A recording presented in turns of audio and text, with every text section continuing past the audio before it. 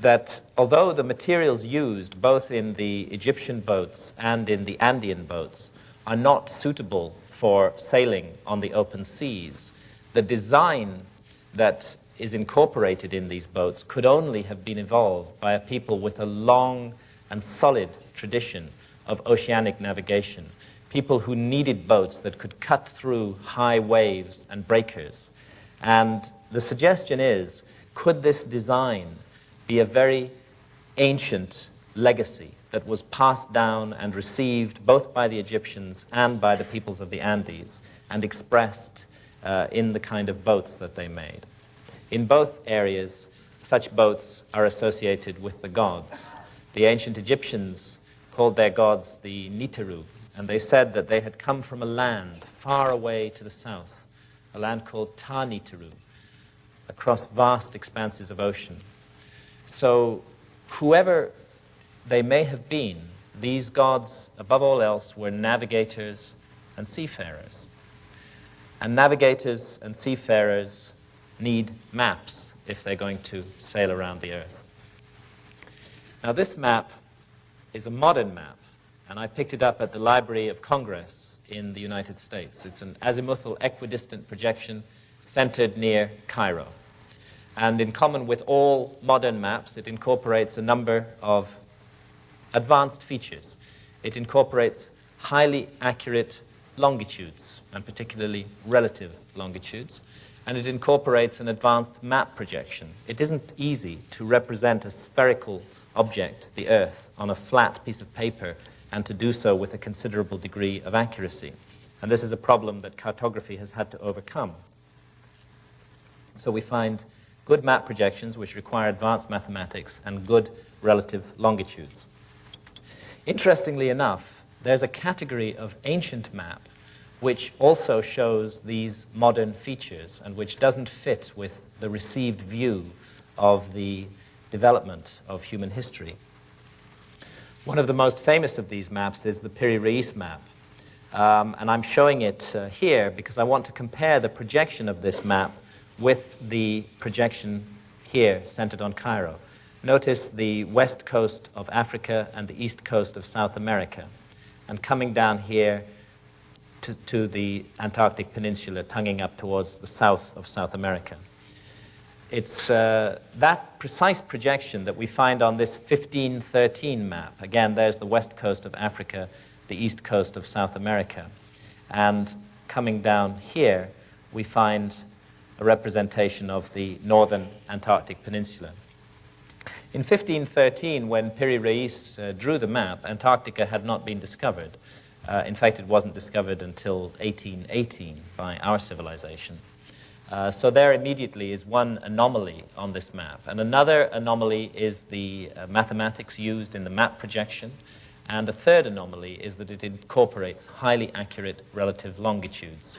To do longitudes accurately on maps requires a chronometer, a marine chronometer that will keep accurate time at sea. And again, this was something that our civilization couldn't do until the late 18th century. So this map, fragmentary though it is, appears to incorporate many features that are not supposed to have been known about in 1513. Piri Reis explains why in these texts that he wrote on the map. He was a Turkish admiral, and he wrote these texts on the map. And what they say is that the map is not his own work. It's a work of synthesis. It's based on more than 20 earlier source maps, that he put all these maps together and derived his own map from these. And unfortunately, the source maps that Piri Reis used have not survived. Is it possible that the advanced features of this map originate in those lost source maps, which Piri Reis told us went back in some cases to before the time of Christ and had come from the long-lost library of Alexandria in Egypt? Another strange thing about the appearance of Antarctica on this map, it's been studied by US Air Force cartographers, and their view is that what we're actually seeing there is the subglacial topography of Antarctica, Antarctica as it looks underneath the ice that now covers it. And this raises the question, how long has Antarctica been covered with the 2-mile thick ice cap that we now presently see on it? Such questions would be irrelevant if there were no other maps in this category. If the Piri-Reis map stood alone, the most sensible thing to do would be to dismiss it as a coincidence. But it doesn't stand alone. There's hundreds of other maps that incorporate this same information at a time when our civilization had not yet acquired that information.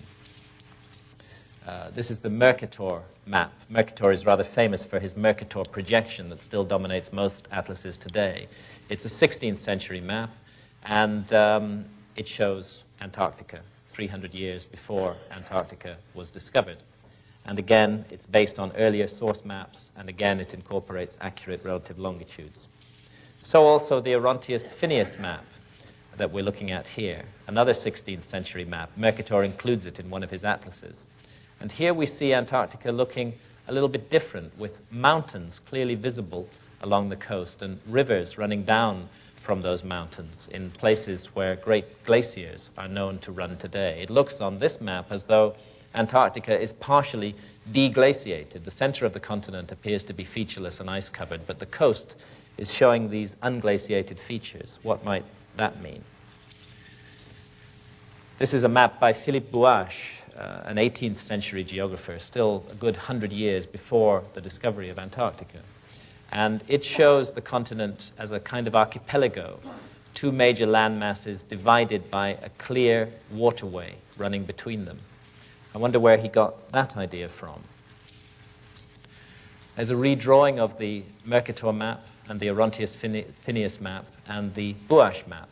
And here to the right, based on seismic surveys conducted in International Geophysical Year in 1958, is a view of what Antarctica actually looks like underneath all that ice that now covers it. We're looking at the subglacial landscape of Antarctica here.